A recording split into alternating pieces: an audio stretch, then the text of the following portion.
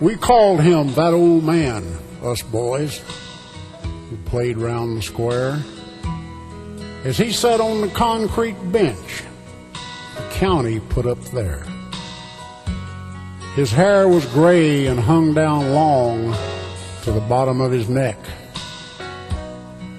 At a time when everyone's was short, he didn't give a heck. In the middle of the 40s, perhaps in May or June, I'd run my boyish legs plumb out beneath the rising moon, playing tag and running hard like a Mustang with no cinch, till finally I plopped me down up on the old man's bench. You run real good for a modern kid, he told me with a grin. I seen Comanches run like that, chasing fleeing men. In fact, the day they captured me, I gave them quite a chase. But they was men, and I a boy. I didn't win that race. They put me on a Mustang, and we rode from noon till dark. We watered on the Llano, saddled up, and traveled hard. 2 days later found us camped among some clear big springs. Wild rabbits ran among us. In the trees a redbird sings. The land turned flat and waving grass touched my sore bare feet. We started seeing buffalo, much bigger than a beef. An Indian cut the rawhide bands that bound my hands together and handed me some Indian shoes made of softest leather. We rode into the savage camp, and boy, it sure did smell. They lived in lodges made of skin with hard dirt floors as well. 100 Indians, more or less, came out to meet our band. I swallowed hard and vowed to show I was brave as any man. Nobody ever beat me, and I didn't have to toil. I played with boys about my size. Us Indian boys were spoiled.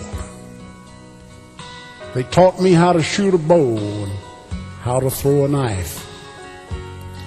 It didn't take me long to learn to really love this life. Time passed by as time will pass, and like all cubs, I grew.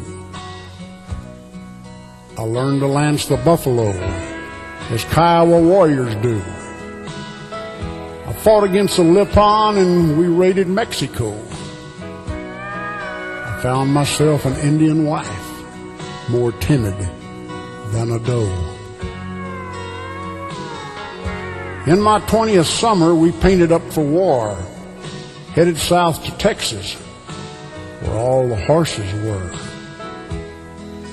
The Army chased us hard because we'd burned the stage stop down, shot my mount from under me and throwed me to the ground.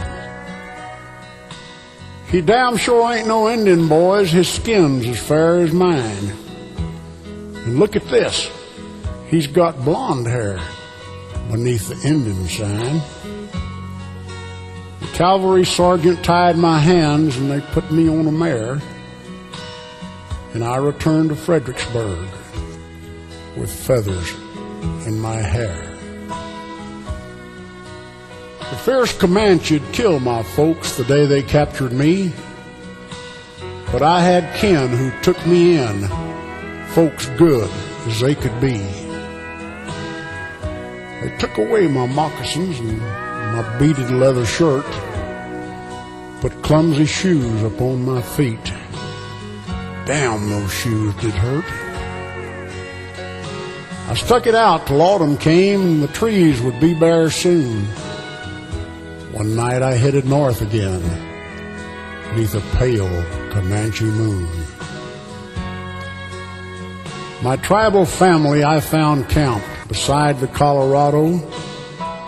We feasted and we danced all night like there was no tomorrow. Next year was a rough one, and we hunted long and hard. White hunters killed the buffalo, stacked them in boneyards. Summertime we did all right, and the northers blew in rough. I lost my wife to cholera, my son to whooping cough. The army chased us across the plains, the ones they did not kill, before the cavalry pinned us up in a place they call Fort Sill. My kinfolks finally found me there and took me south once more, and I swore an oath, Comanche style, I'd run away no more. I've spent my grown life fitting in a world that has no hope. A timber wolf that guards the house, a critter on a rope.